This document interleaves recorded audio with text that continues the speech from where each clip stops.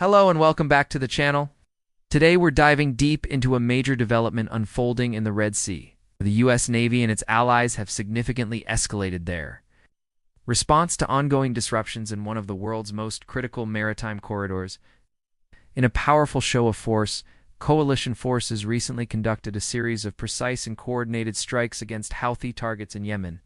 So, what exactly happened, and why now? For weeks, we've seen commercial shipping in the Red Sea face repeated challenges. These waters are a vital artery for global trade, with countless vessels transiting the Suez Canal daily.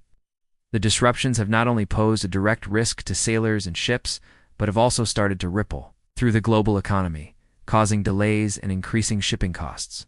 In response to this escalating situation, the United States, along with the United Kingdom and support from several other international partners, decided that a more direct approach was necessary. The objective was clear: to degrade the capabilities of those responsible for the disruptions and to restore freedom of navigation. This wasn't a decision made lightly. It came after numerous warnings and attempts at de-escalation, including the formation of a multinational maritime task force, Operation Prosperity Guardian, aimed at protecting commercial vessels. The recent operation involved a combination of air and sea power. U.S. Navy warships, including destroyers and likely a carrier strike group present in the region, played a pivotal role. They launched Tomahawk land attack cruise missiles, renowned for their precision and long-range capabilities.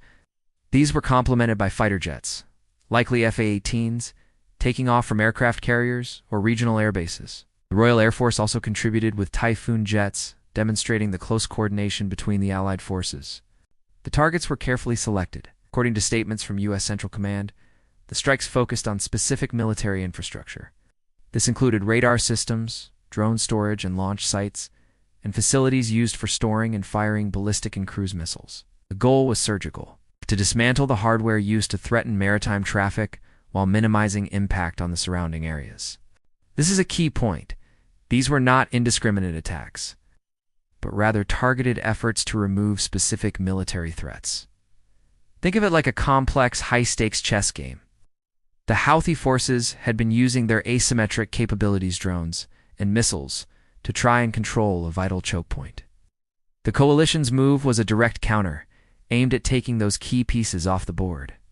The use of sophisticated assets like Tomahawk missiles allows for standoff attacks, meaning the launch platforms, our ships, can remain at a safe distance while still hitting their targets with incredible accuracy.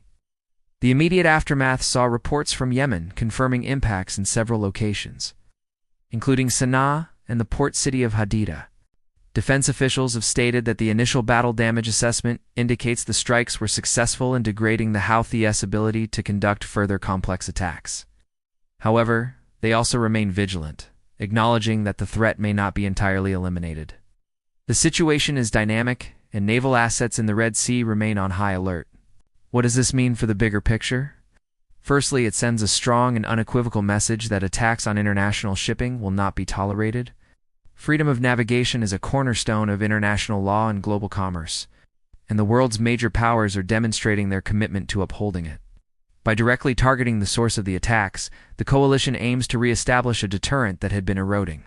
Secondly, it highlights the incredible capability and readiness of the U.S. Navy and its allies.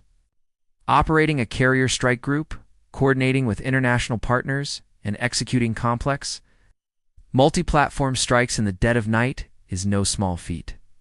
It requires immense logistical support, flawless communication, and highly trained personnel.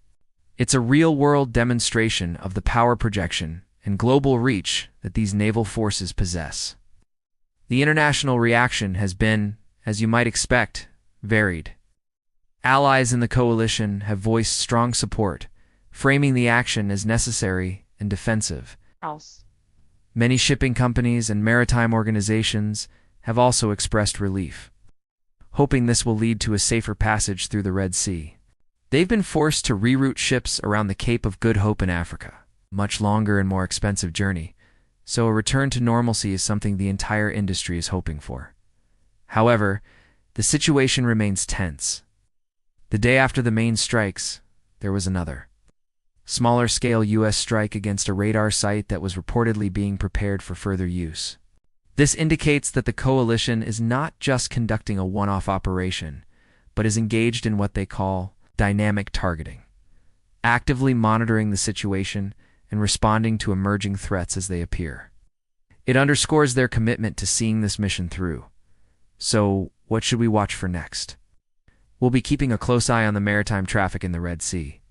Will shipping companies feel confident enough to resume their normal routes? We'll also be monitoring for any potential responses and observing whether the rate of attacks diminishes, which is the ultimate measure of the operation's success. The naval forces in the region will undoubtedly maintain a heightened posture, continuing their patrols and remaining ready to act if needed. This is a powerful reminder of the crucial role modern navies play in safeguarding global stability and commerce. It's not just about battleships and grand strategy. It's about ensuring that the goods we rely on every day can move freely and safely across the world's oceans. The actions taken by the U.S. Navy and its partners are a direct defense of that fundamental principle.